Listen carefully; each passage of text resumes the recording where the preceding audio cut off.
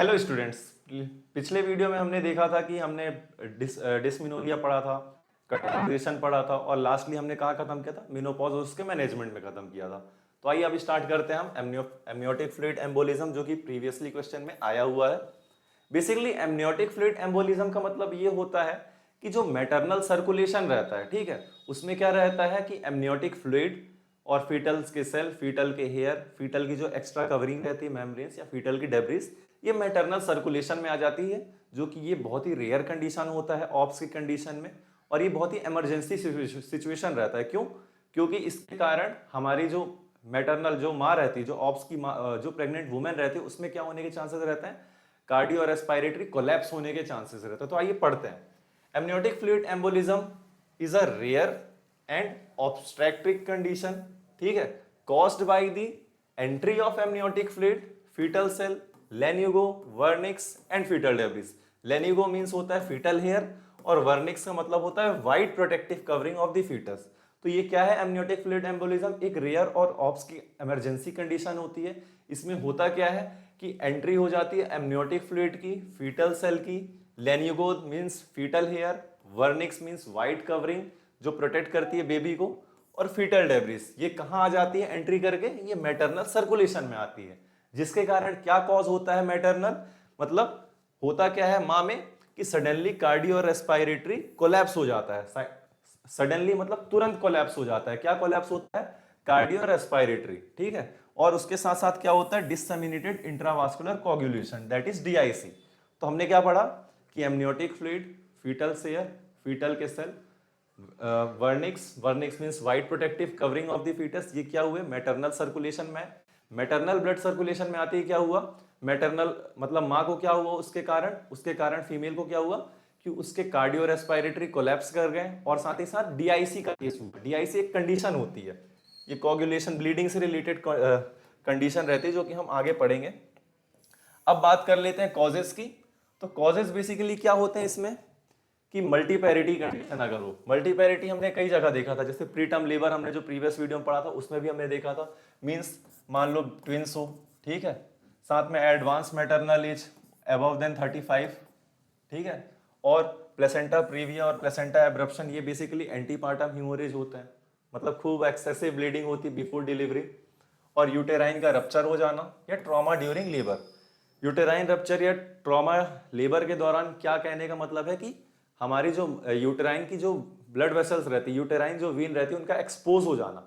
Expose होने से क्या होता है कि मैटरनल ब्लड सर्कुलेशन एक्सपोज हो गया, तो amniotic fluid, fetal cells, fetal के हेयर और बाकी चीजें मैटरनल सर्कुलेशन में आने के चांसेस बढ़ जाते हैं इसके कारण। तो ये कॉजेस थे। अब हम बात करते हैं पैथोफिजियोलॉजी। तो पैथोफिजियोलॉजी इतनी इंपॉर्टेंट तो नहीं है, बट जिन जिन बच्चों के अंदर क्यूरियोसिटी रहती है जानने की, तो उनके लिए।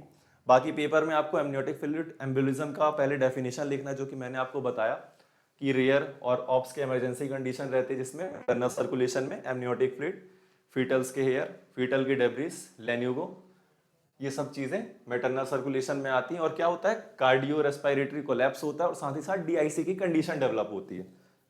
अब बात करते हैं, कॉजेस भी हमने देख ही लिए, अब बात करते हैं इसकी पैथोफिजियोलॉजी। तो होता क्या है कि एमनियोटिक फ्लूइड और बाकी चीजें एंटर कहाँ करती हैं, मैटरनल ब्लड स्ट्रीम में करती हैं। अब कैसे एंटर करेंगी, तो मान लो टीयर हो गया प्लेसेंटल मेम्ब्रेन का, या फिर टीयर हो जाए यूटेराइन वेन का, जिससे क्या हो गई, मैटरनल ब्लड सर्कुलेशन एक्सपोज हो गई।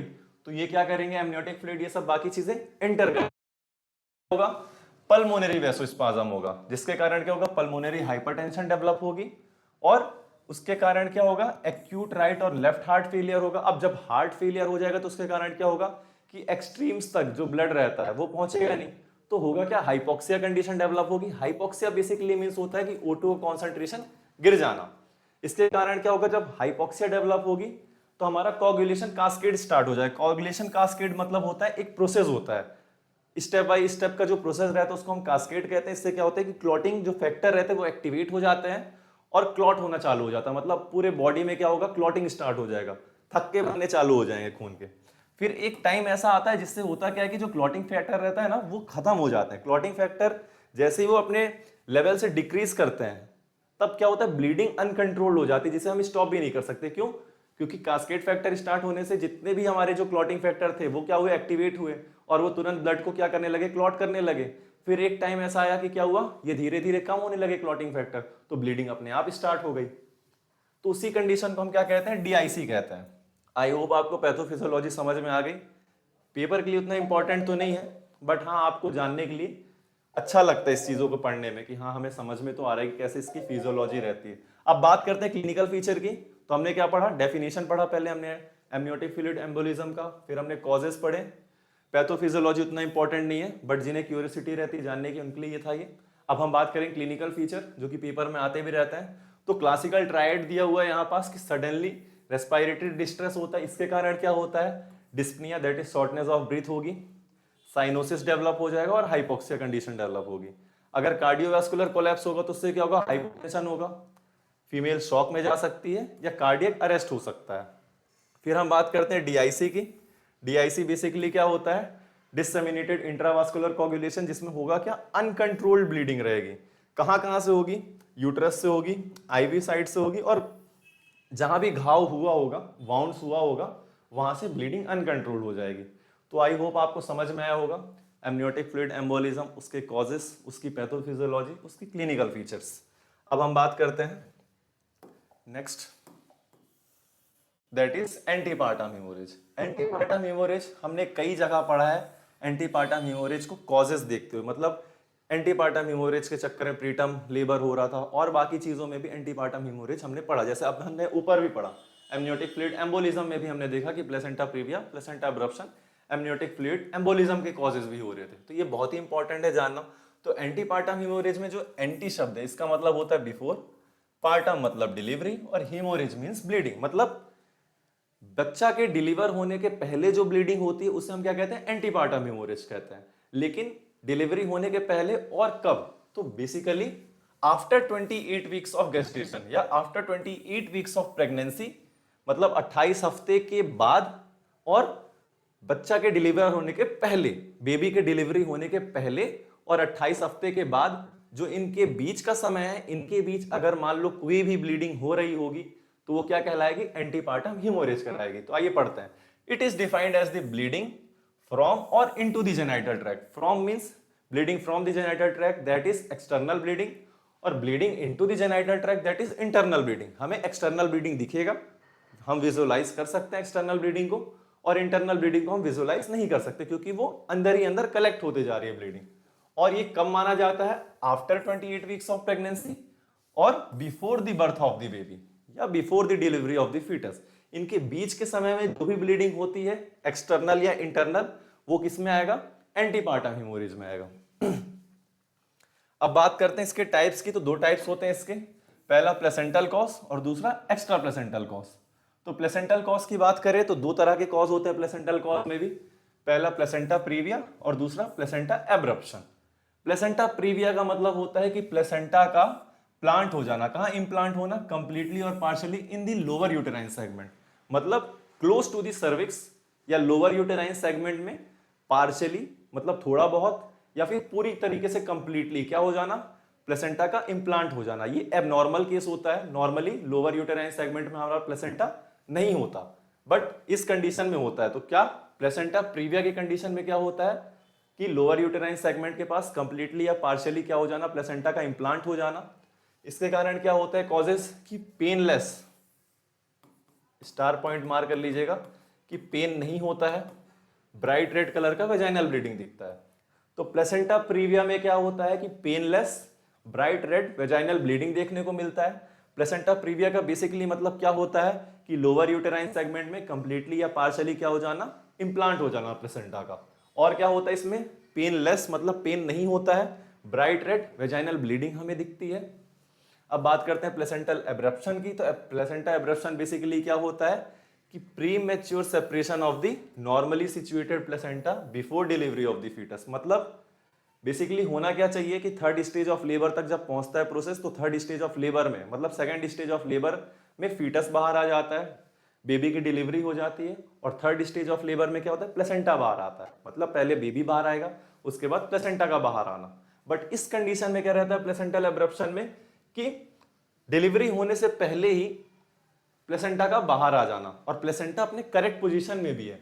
वो लोअर यूटेराइन सेगमेंट में प्रेजेंट नहीं है, वो अपने नॉर्मल पोजीशन में प्रेजेंट है यूट्रस में, लेकिन बेबी के डिलीवरी से पहले ही निकाल आना प्लेसेंटा का, वो क्या कहलाता है, प्लेसेंटल एब्रप्शन कहलाता है। ऊपर में क्या हो रहा था, प्लेसेंटा प्रीविया में पेनलेस हो रहा था, तो यहाँ पेनफुल होगा, मतलब बहुत ही दर्द होगा, साथ ही साथ वेजाइनल ब्लीडिंग होगी और यूटेराइन टेंडरनेस विथ रिजिडिटी, मतलब यूट्रस को टच करोगे तो उसको बहुत दर्द देगा और रिजिड हो जाएगी यूट्रस, और यहाँ पेनफुल वेजाइनल ब्लीडिंग होगी, यहाँ पेनलेस वेजाइनल ब्लीडिंग होगी।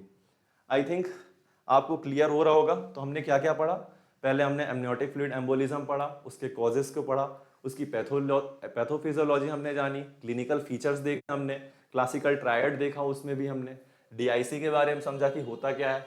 फिर उसके बाद हम बात कर रहे थे एंटीपार्टम हीमोरेज।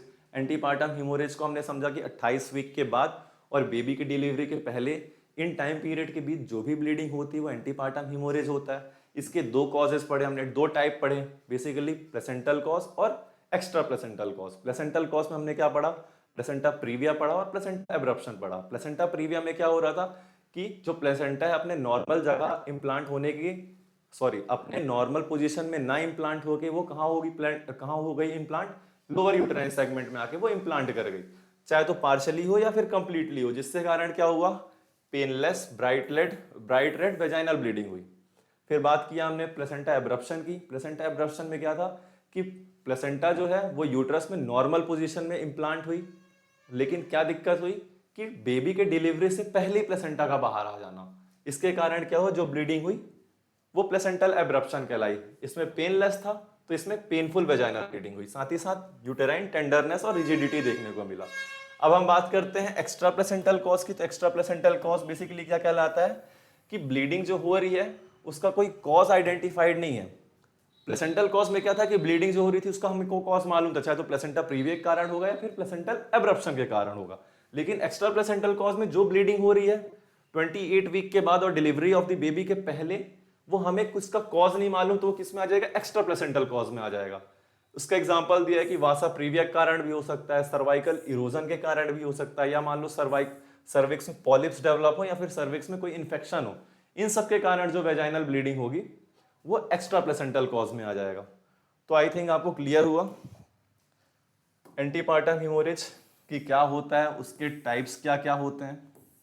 ठीक है, अब हम बात करते हैं next, that is onset of labour, stages of labour and its management. ये 10 नंबर में भी बहुत क्वेश्चन आया हुआ है और इंपॉर्टेंट क्वेश्चन भी है, तो हमें पूरा समझना है इसके बारे में। हमने क्या क्या अभी तक पढ़ा, पहले हमने पढ़ा एमनियोटिक फ्लूइड एम्बोलिज्म, फिर हमने क्या देखा, एंटीपार्टम हीमोरेज। अब हम क्या पढ़ने वाले हैं, ऑनसेट ऑफ लेबर, उसके स्टेजेस और जो लेबर की कंडीशन रहती है उसमें हम मैनेजमेंट क्या करेंगे। तो ऑनसेट का मतलब होता है बेसिकली बिगिंस, बिगिंस मतलब स्टार्ट होना। किसका स्टार्ट होना, लेबर का। लेबर क्या होता है, लेबर एक प्रोसेस होती है जिससे जो फीटस रहता है, प्लेसेंटा रहता है और जो मेम्ब्रेन्स रहते हैं उनका बाहर आना, कहाँ से बाहर आना, यूट्रस से बाहर आना, लेकिन एक वायबल पीरियड के बाद बाहर आना। वो वायबल पीरियड कितना माना जाएगा, 37 वीक से लेके 41 वीक के बीच से, मतलब 37 वीक से लेके 41 वीक्स के बीच में जो निकलते हैं, मतलब एक वायबल पीरियड रहता है, उसको हम टर्म बेबी पोजीशन कहते हैं, मतलब टर्म बेबी कंडीशन कहते हैं।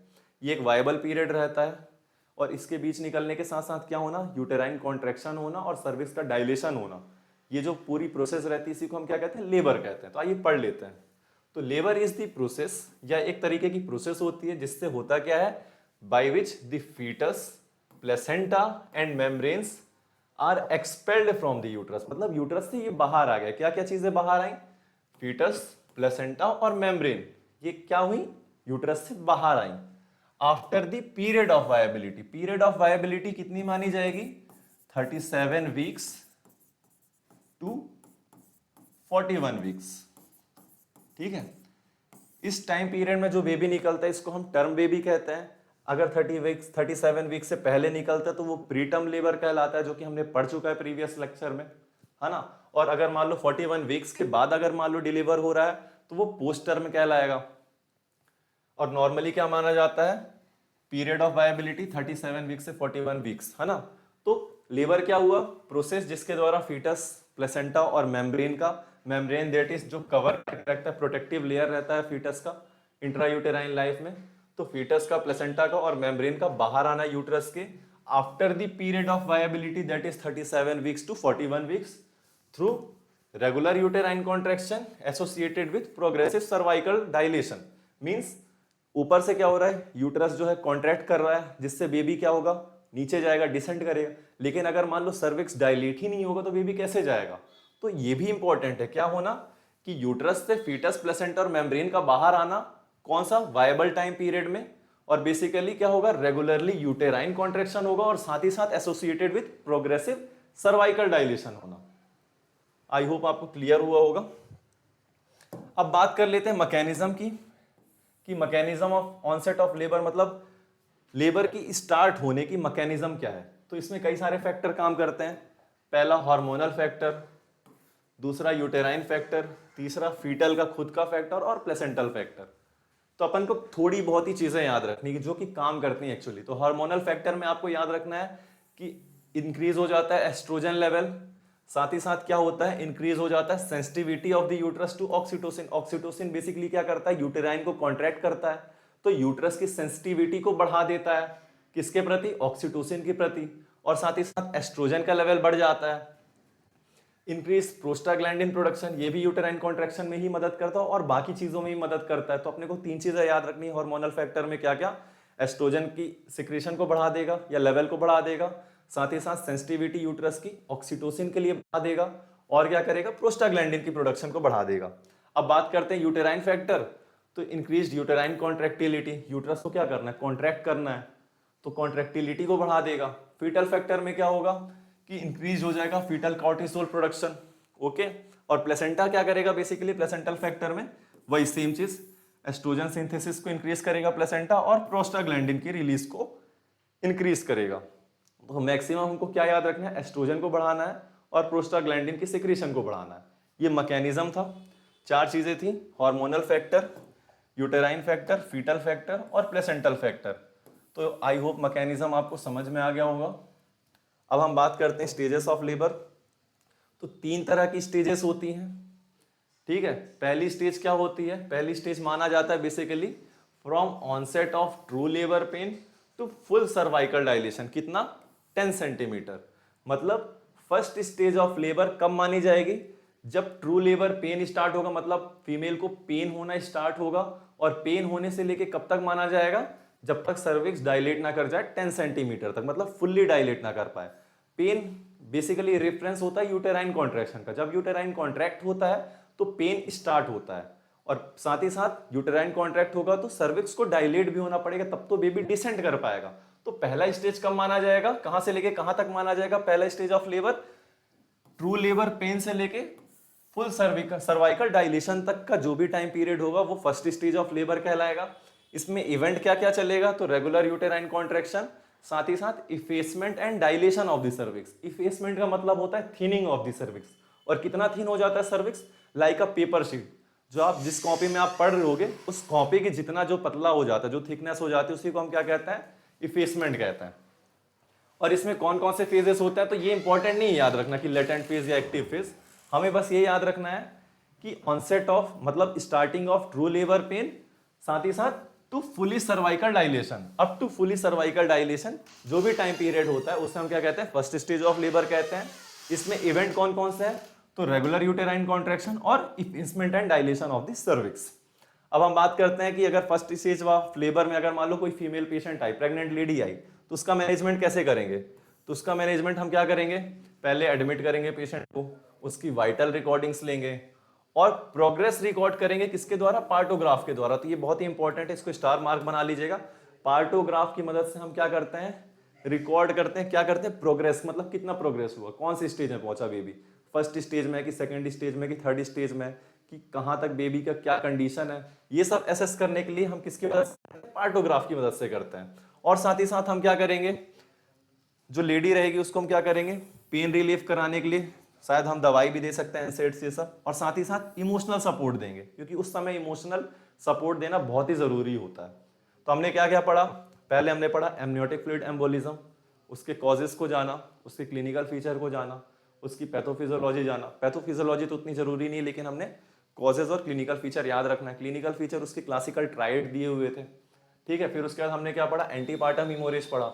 एंटीपार्टम हीमोरेज बेसिकली 28 हफ्ते के बाद से लेके बेबी डिलीवरी के पहले का जो समय होता है, इनके बीच टाइम पीरियड में जो ब्लीडिंग हो रही थी उसको हम एंटीपार्टम हेमोरेज कह रहे थे। ये भी दो टाइप का हुआ, प्लेसेंटल कॉज और एक्स्ट्रा प्लेसेंटल कॉज।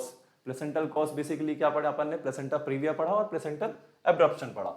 फिर हमने क्या बात की, ऑनसेट ऑफ लेबर की बात की, मैकेनिज्म ऑफ हमने लेबर देखा कि कैसे होता है।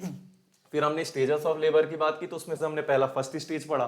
फर्स्ट स्टेज में हमने क्या देखा कि जो लेबर पेन स्टार्ट हुआ था, बेसिकली यूटेराइन कॉन्ट्रैक्शन के कारण जो लेबर पेन स्टार्ट हुआ था, और कहाँ तक, सर्विक्स के डायलेशन होने के टाइम पीरियड को हमने क्या कहा था, हमने कहा था फर्स्ट स्टेज ऑफ लेबर। उसमें हमने इवेंट देख लिया और मैनेजमेंट देख लिया। अब बात करते हैं सेकेंड स्टेज की। तो सेकेंड स्टेज ऑफ लेबर में क्या होगा, सेकेंड स्टेज ऑफ लेबर में बेसिकली क्या होगा, from full cervical dilation to delivery of the baby, मतलब full cervix dilation up to the delivery of the baby, मतलब सर्विक्स डायलेशन से लेकर के जो हमारी बेबी डिलीवरी हो गई उतने बीच का जो टाइम पीरियड होता है उसको हम सेकेंड स्टेज ऑफ लेबर मानते हैं। तो इसमें क्या क्या इवेंट चलेगा, फर्स्ट स्टेज ऑफ लेबर में क्या होता है, यूटेराइन कॉन्ट्रैक्शन हो रहा था और डायलेशन और इफेसमेंट हो रहा था सर्विक्स का। यहां पास क्या होगा, डिसेंट होगा फीटस का और एक्सपल्शन ऑफ द बेबी होगा, मतलब डायलेट तो सर्विक्स हो ही चुकी थी और यूटेराइन कॉन्ट्रैक्शन हुआ था, उसके कारण अब क्या होना था, बेबी को नीचे ही आना था। तो जो डिसेंट ऑफ द फीटस है वो किस में आएगा, सेकेंड स्टेज ऑफ लेबर में आएगा। और डिसेंट के साथ साथ क्या होगा, एक्सपल्सन ऑफ द मतलब एक्सपल्सन ऑफ बेबी हो जाएगा, मतलब बेबी बाहर निकल जाएगा। ठीक है, तो ये किस में आएगा, ये सेकेंड स्टेज ऑफ लेबर में आएगा। पढ़ लेते हैं एक बार और, from full cervical dilation to delivery of the baby, इस टाइम पीरियड को हम क्या कहते हैं, सेकेंड स्टेज ऑफ लेबर कहते हैं। और इसमें क्या होगा, event descent of the fetus और एक्सपल्सन ऑफ द बेबी। अब बात करते हैं मैनेजमेंट, तो इसमें हम क्या करेंगे, कंटिन्यूअस फीटल मॉनिटरिंग करेंगे। अब हम फीटस को देखेंगे इसमें, ठीक है, और इनकरेज करेंगे मैटरनल बियरिंग डाउन एफर्ट को। जो माँ दम लगा रही है खुद से बेबी को डिसेंट कराने में, तो उसके लिए हम क्या करेंगे, उसको इनकरेज करेंगे, मेंटेन करेंगे एसेप्टिक प्रिकॉशन। एसेप्टिक मींस कि कोई इंफेक्शन ना डेवलप हो पाए, ठीक है, तो उसके लिए हम क्या करेंगे, प्रिकॉशन लेंगे। साथ ही साथ फीटस को हम क्या करेंगे, मॉनिटर करेंगे। और क्या करेंगे फीटस का, अगर मान लो कोई एयरवे में दिक्कत है, मान लो म्यूकोनियम को उसने एस्पिरेशन कर लिया, तो क्लियर करेंगे एयरवे। न्यूबॉर्न का अगर मान लो रिक्वायर्ड है, फीटल डिस्ट्रेस के कारण उसने निमोनिया को एस्पिरेशन कर लिया, आपने आयुर्वेद में उल्बक रोग भी पढ़ा होगा पीडियाट्रिक्स में, तो उसी के रेफरेंस में ये बोला जा रहा है। और साथ ही साथ क्या करेंगे, एसेस करेंगे न्यूबॉर्न कंडीशन।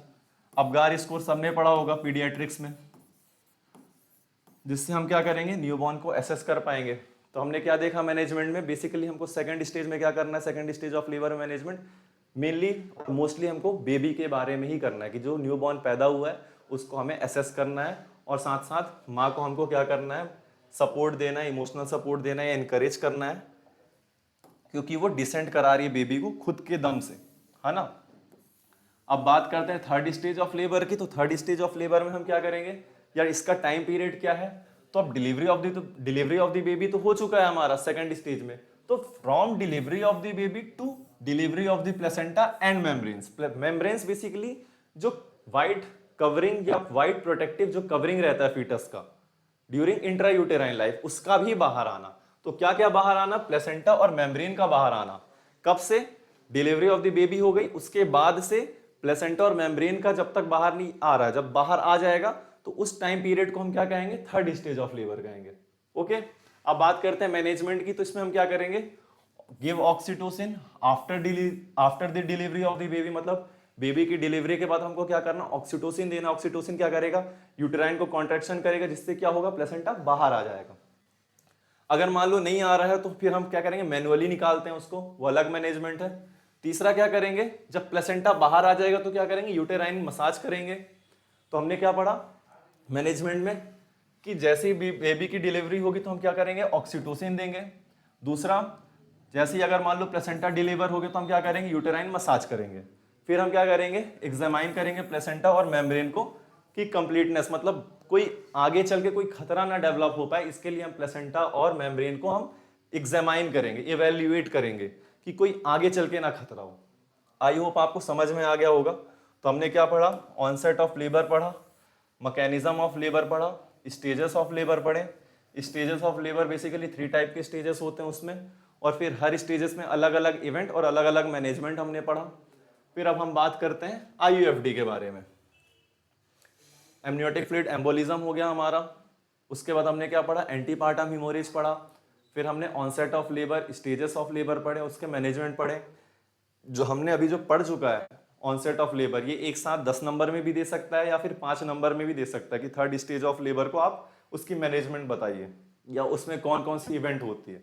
तो 5 या 10 नंबर में वो क्वेश्चन 100% आएगा, स्टार मार्क कर लीजिएगा उसको। अब हम बात करते हैं इंट्रायूटेराइन फीटल डेथ की। इंट्रायूटेराइन फीटल डेथ मतलब यूटरस के अंदर ही फीटस का डेथ हो जाना। तो पढ़ लेते हैं एक बार कि IUFD is the death of the fetus in utero after the age of viability. कौन सी एज ऑफ वायबिलिटी इसमें मानी जा रही है? यूजुअली 20 वीक से या 20 वीक से ऊपर और before the labour start.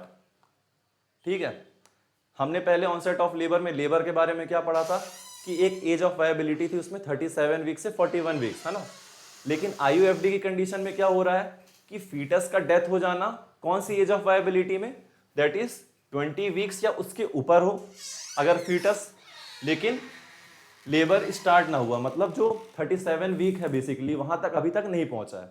20 weeks या 20 वीक से ऊपर जो फीटस हो गया हो और बिफोर लेबर स्टार्ट मतलब जो प्रोसेस होता है बेबी का बाहर आना वो स्टार्ट नहीं हुआ है, उसके बीच के टाइम पीरियड को हम क्या बोले, आईयूएफडी कहें।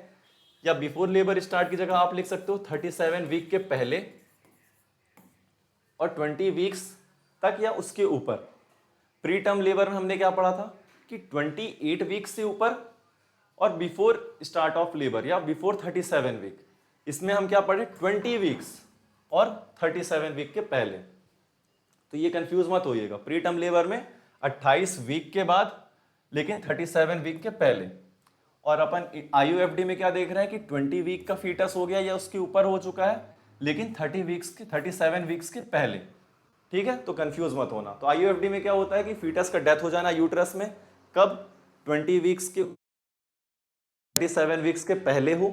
इन बीच के टाइम पीरियड में अगर फीटस का डेथ हो जाएगा तो क्या कंडीशन में माना जाएगा, आईयूएफडी की कंडीशन में जाना है माना जाएगा। ऐसा मैं क्यों कह रहा हूं 20 वीक्स, क्योंकि 37 वीक्स के पहले मान लो 8 वीक से मर गया, 10 वीक से मर गया, वो तो यूट्रस के अंदर ही मरा है तो उसको तो आईयूएफडी कहना चाहिए। लेकिन नहीं, यही तो गलत हो जाता है सारी चीजें। अगर मान लो फीटस की डेथ हो जाए 18 वीक में, 18 हफ्ता बेसिकली 20 वीक से तो कम ही है, तो इसको कह दो आईयूएफडी, क्या दिक्कत है, 37 वीक से तो कम ही है। लेकिन नहीं, यहीं पास गलत हो जाती हैं चीजें। इसलिए याद रखना जरूरी है कि प्रीटर्म 28 वीक के बाद से लेके 37 वीक के पहले तक का जो था, इसमें क्या है 20 वीक के पहले से लेके 37 वीक के पहले तक का है, वो आईयूएफडी कंडीशन आ गई। तो होगा क्या, फीटस की अगर डेथ मान लो 18 वीक में हो गई तो उसको आईयूएफडी नहीं कहना है। क्यों? क्योंकि 20 वीक के ऊपर तो गया ही नहीं, तो इसको हम कहेंगे मिसकैरेज हो जाना या अबॉर्शन हो जाना। तो याद रखना, अगर फीटस की डेथ 18 वीक में हो मतलब 20 वीक तक नहीं पहुंच पाया है फीटस, तो वो किस कंडीशन में आएगी, मिसकैरेज में आएगी या अबॉर्शन में आएगी। और अगर मान लो फीटस की डेथ हो 24 वीक्स में मतलब 20 वीक से तो ऊपर है, तो ये कंडीशन तो क्या कर रहा है, सेटिस्फाई कर रहा है, तो इसका मतलब ही आईयूएफडी है।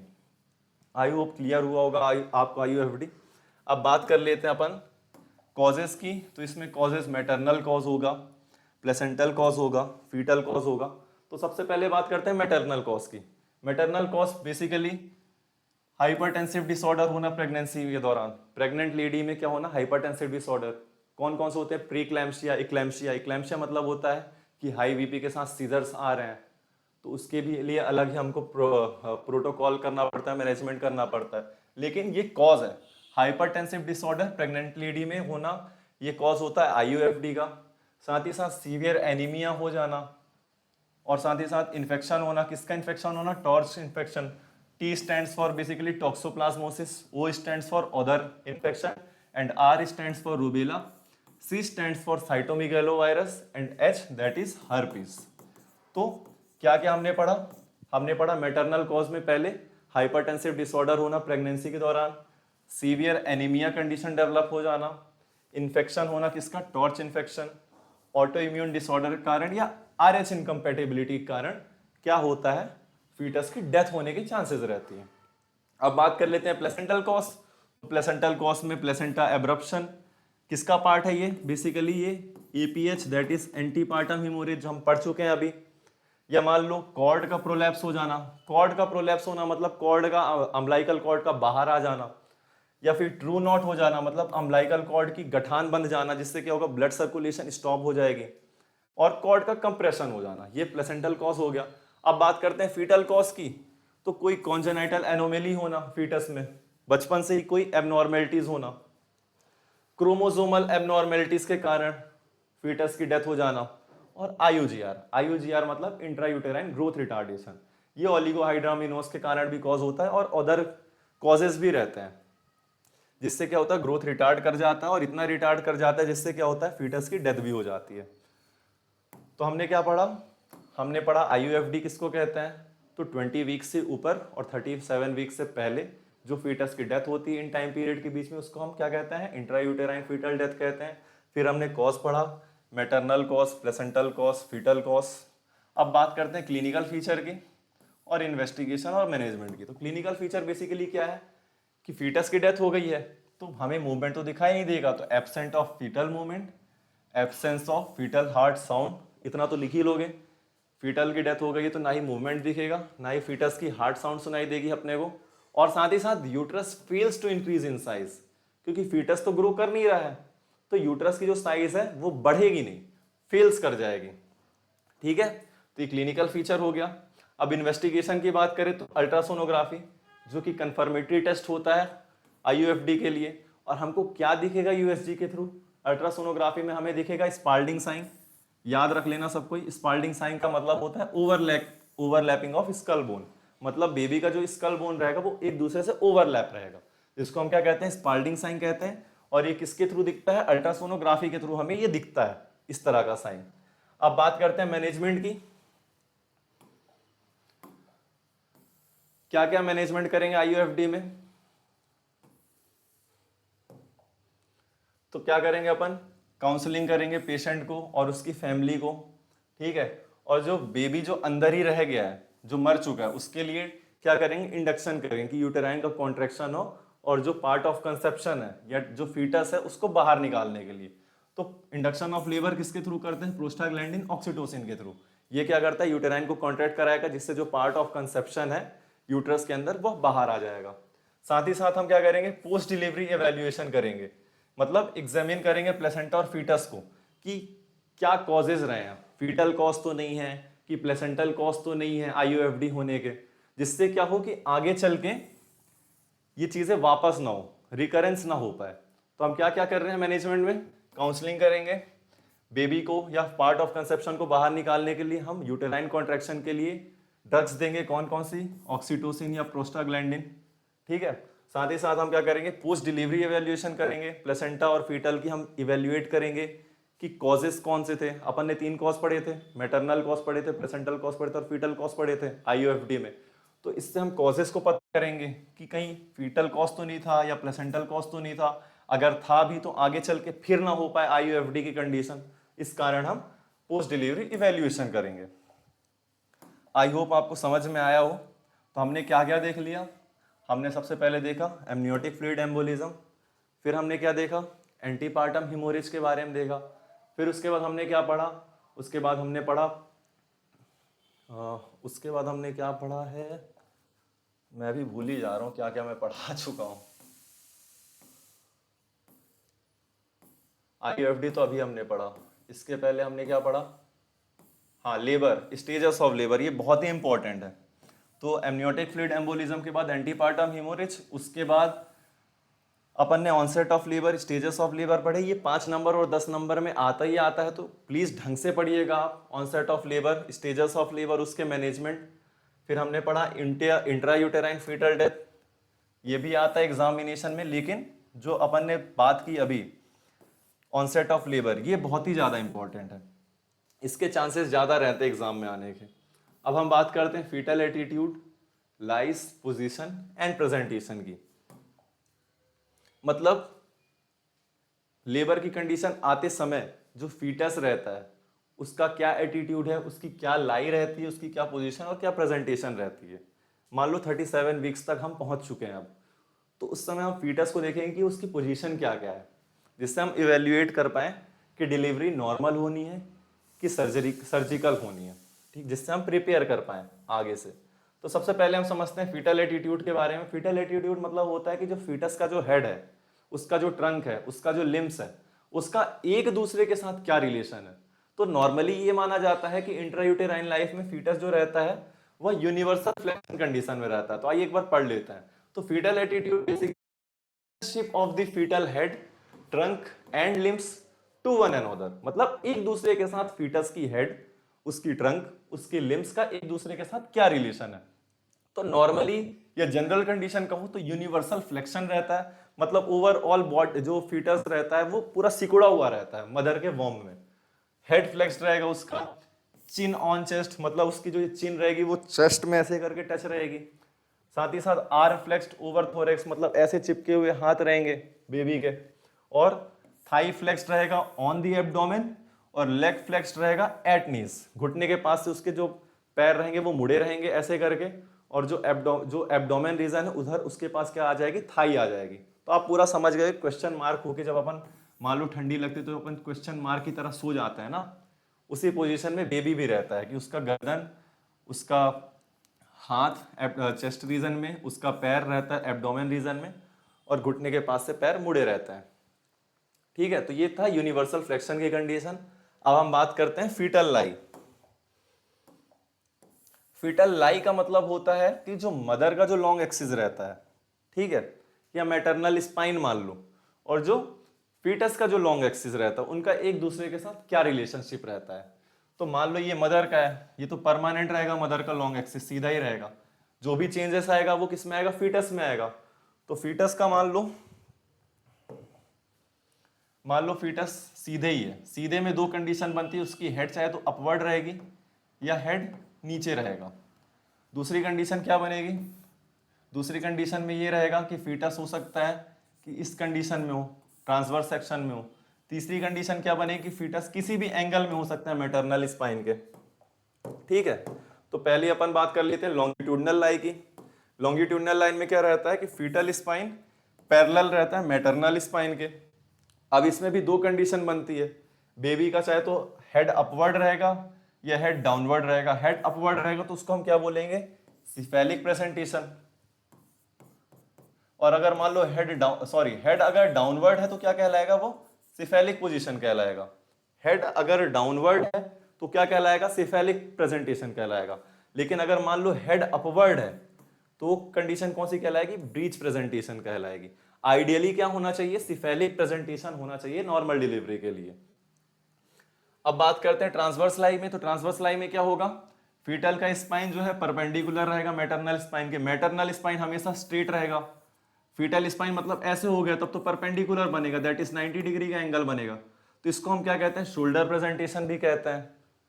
अब तीसरी की बात करते हैं ऑब्लिक लाई। ऑब्लिक लाई में क्या रहता है कि फीटल की स्पाइन किसी भी एंगल में रहता है, मतलब कोई एक एंगल कोई निश्चित नहीं है। मान लो अभी बेबी रोटेट कर रहा है तो उसके एंगल निर्धारित रहते हैं कि इस एंगल में है कि इस एंगल में है कि इस एंगल में, मतलब कोई भी एक एंगल में अगर मैटरनल स्पाइन के साथ रहेगा तो वो क्या कहलाएगा, ऑब्लिक लाई कहलाएगा। तो हमने क्या पढ़ा, फीटल एटीट्यूड नॉर्मल कंडीशन क्या रहती है कि यूनिवर्सल फ्लेक्शन कंडीशन में रहता है बेबी।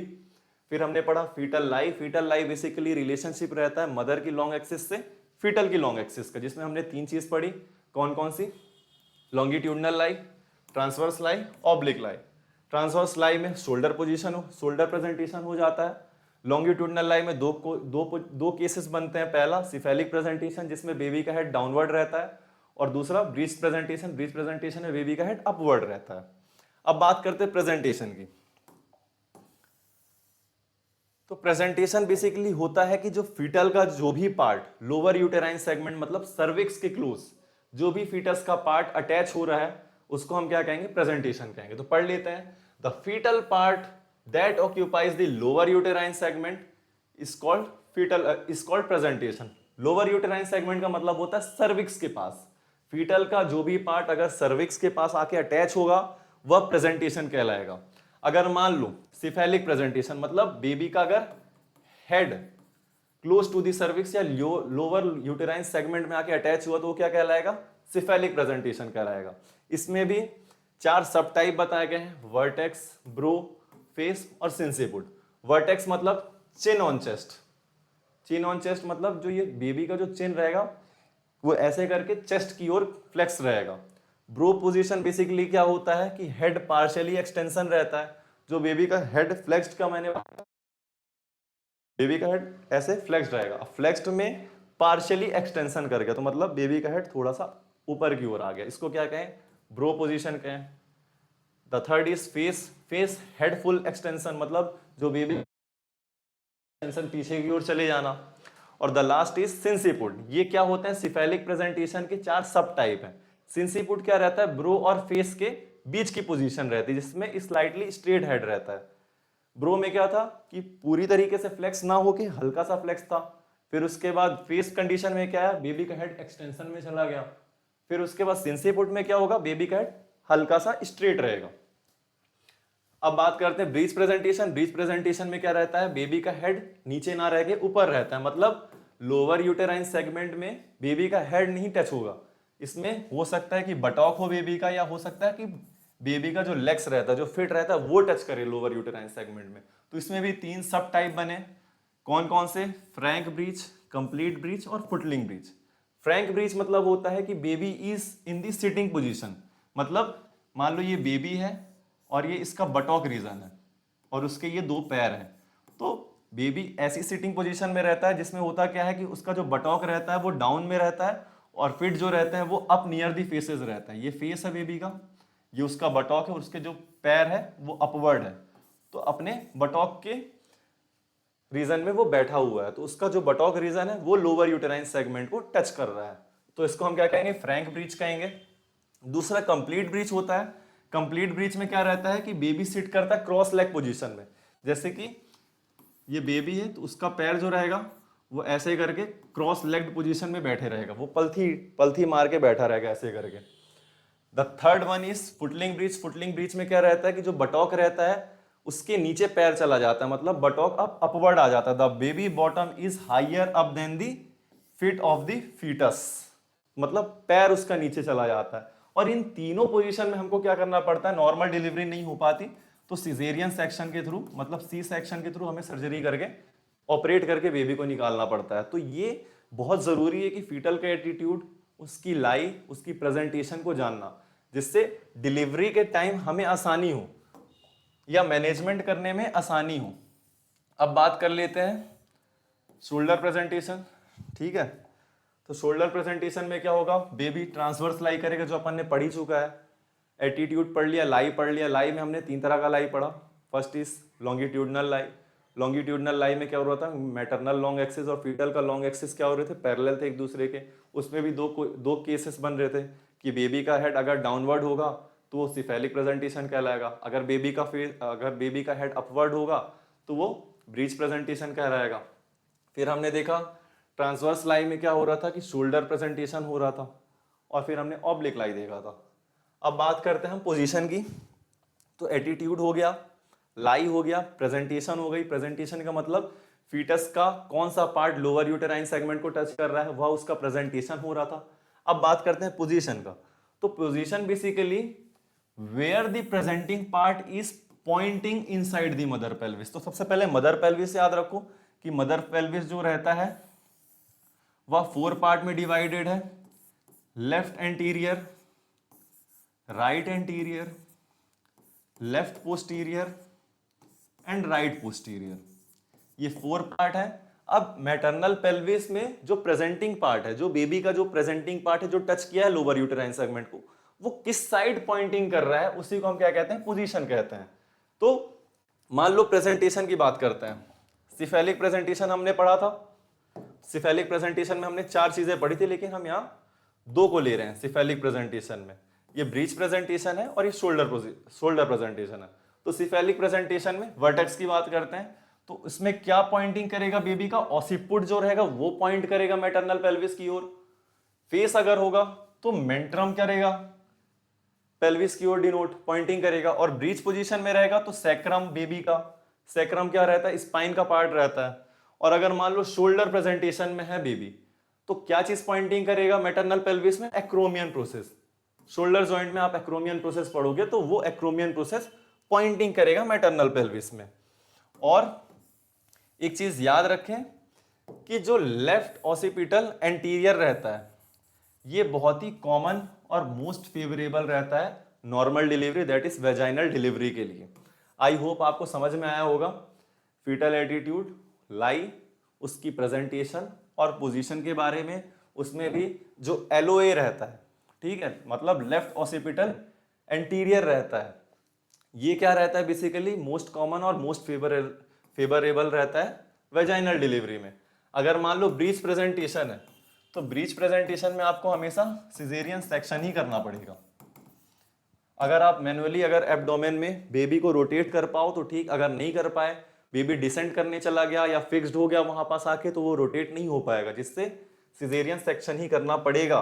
तो इन चीजों से क्या रहता है, ऑप्स की इमरजेंसी ना क्रिएट होने की चांसेस रहती हैं कि आप अगर ये चीजें पहले से ही आप जानने लगोगे कि हाँ बेबी अभी इस पोजीशन में है, तो डिलीवरी सेफली हो जाए। या फिर अगर मान लो कंडीशन अगर अपने फेवरेबल नहीं है तो सर्जरी परफॉर्म करने के लिए पहले ही पूरी चीजें सामग्री आ जाए, जिससे मैटरनल और फीटल की डेथ होने के चांसेस कम रहें और सेफ डिलीवरी हो पाए। इस कारण फीटल का एटीट्यूड, उसकी लाई, उसकी प्रेजेंटेशन, उसकी पोजीशन को जानना बहुत जरूरी है। तो हमने क्या क्या पढ़ लिया?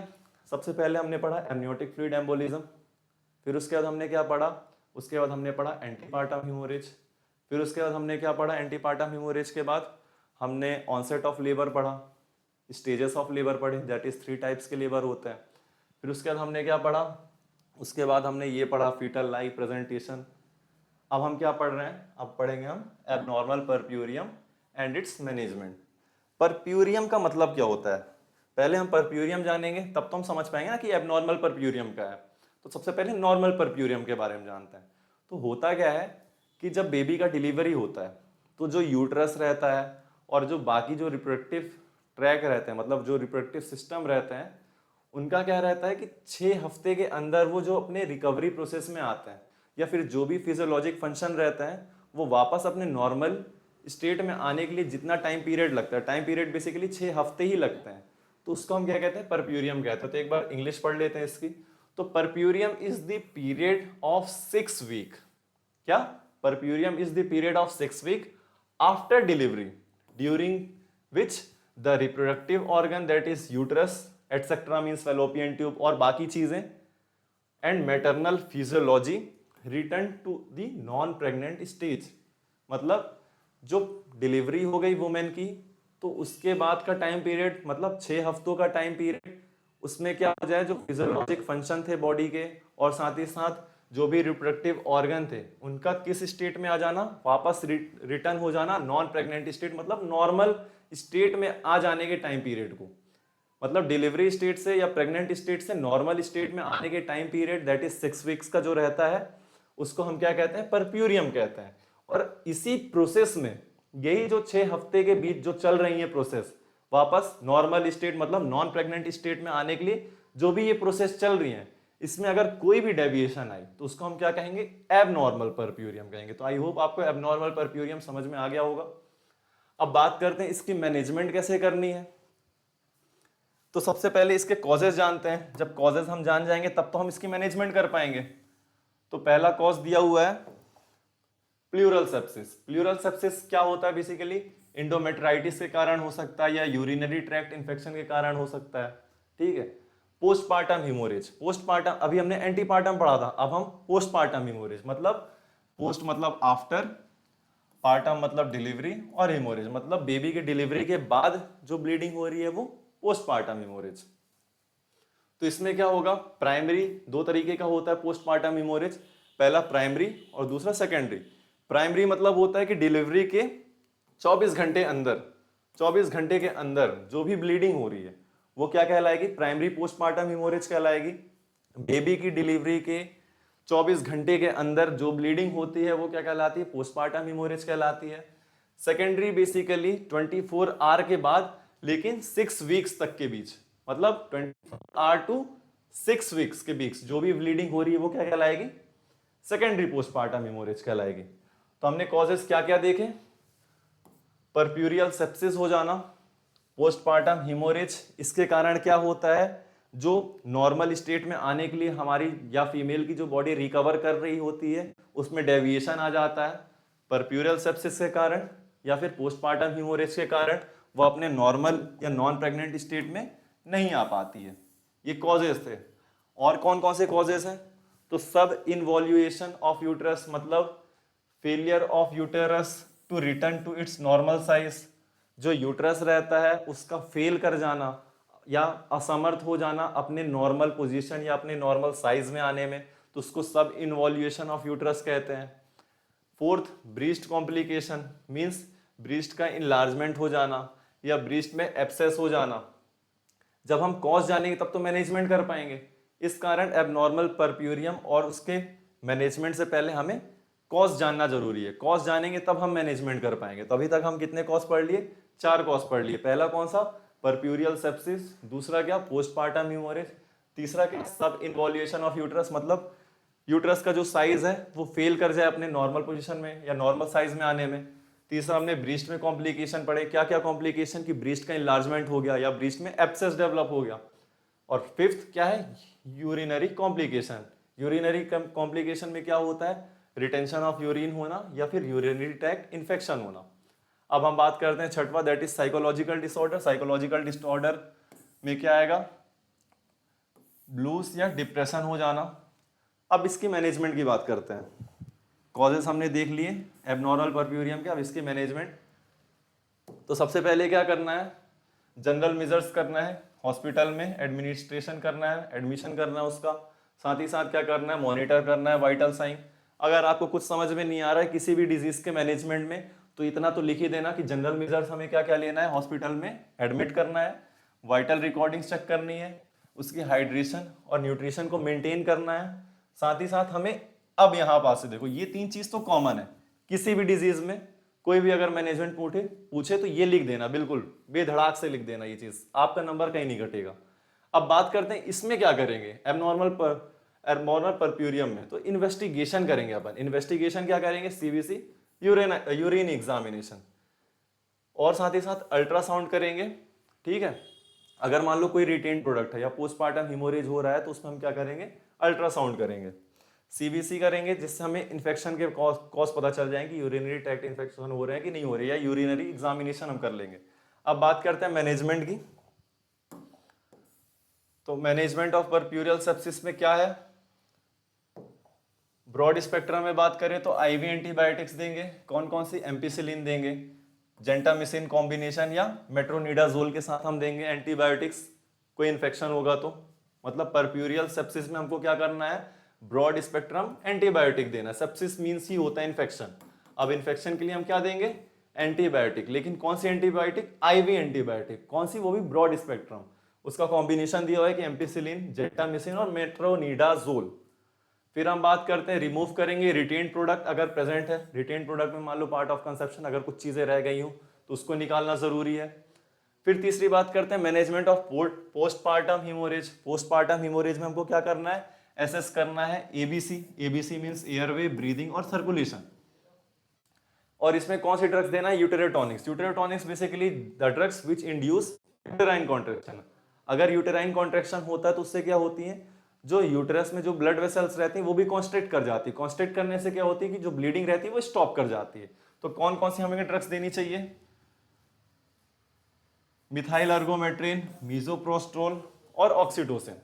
मिथाइल अर्गोमेट्रिन बेसिकली कॉन्ट्राइंडिकेटेड है हाइपरटेंशन के केस में। अगर मान लो जो फीमेल है उसको क्या है, मान लो बीपी बहुत ही हाई है तो उस समय हमको मिथाइल अर्गोमेट्रिन नहीं देना है। अगर बीपी नॉर्मल है तब हम दे सकते हैं। ऑक्सीटोसिन देना है जो कि फर्स्ट लाइन ऑफ ड्रग है। मीजोप्रोस्टोल ये भी देना है। ये क्या होते हैं? यूटेरोटॉनिक्स होते हैं। ट्रांसएग्जामिक एसिड, ये बेसिकली क्या है? यूटेरोटॉनिक्स तो नहीं होता बट ये इनहिबिट कर देता है break down of blood clot को, जिससे रिड्यूस हो जाता है ब्लीडिंग। जो ब्रेक डाउन होते हैं क्लॉटिंग, जो ब्लड क्लॉट रहते हैं, जो थक्के बने रहते हैं खून के, वो जब वो ब्रेक डाउन होते हैं तो उससे ब्लीडिंग होता है। तो ये ट्रांसएग्जामिक एसिड क्या करता है? उसी को रोक देता है ब्रेक डाउन होने को, जिससे क्या रहता है? ब्लीडिंग स्टॉप हो जाती है। अब बात करते हैं मैनेजमेंट ऑफ सब इनवॉल्यूशन ऑफ यूट्रस, मतलब जो यूट्रस था अपने नॉर्मल साइज में आने में फेल हो जा रहा था तो उसमें हम क्या मैनेजमेंट करेंगे? एंटीबायोटिक देंगे अगर इन्फेक्शन प्रेजेंट होगा यूट्रस में, और साथ ही साथ यूटेरोटॉनिक्स ड्रग्स देंगे जो अपन ने ऊपर अभी पढ़ा था पोस्टपार्टम हेमोरेज के मैनेजमेंट में। अब बात करते हैं मैनेजमेंट ऑफ ब्रीस्ट प्रॉब्लम में, तो कंटिन्यू ब्रीस्ट फीडिंग रखेंगे, एनाल्जेसिक देंगे पेन के लिए, और अगर मान लो एब्सेस डेवलप है तो कट लगा के ड्रेन कर लेंगे जो ब्रीस्ट में जो भी एब्सेस हुआ होगा। अब बात करते हैं जो साइकोलॉजिकल डिसऑर्डर हुआ था उसमें हम क्या मैनेजमेंट करेंगे, तो एंटी डिप्रेसेंट देंगे या एंटी साइकोटिक ड्रग्स देंगे। एंटी डिप्रेसेंट में क्या देना है अपने को, सेट्रालिन, फ्लोक्सोफेन, और एंटी साइकोटिक में क्या देंगे, एलेंजापिन, रिस्पेरिडोन देंगे। ये ड्रग्स क्या होते हैं, एंटी साइकोटिक होते हैं। आई होप आपको समझ में आ गया होगा। तो आज के लिए इतना ही, थैंक यू।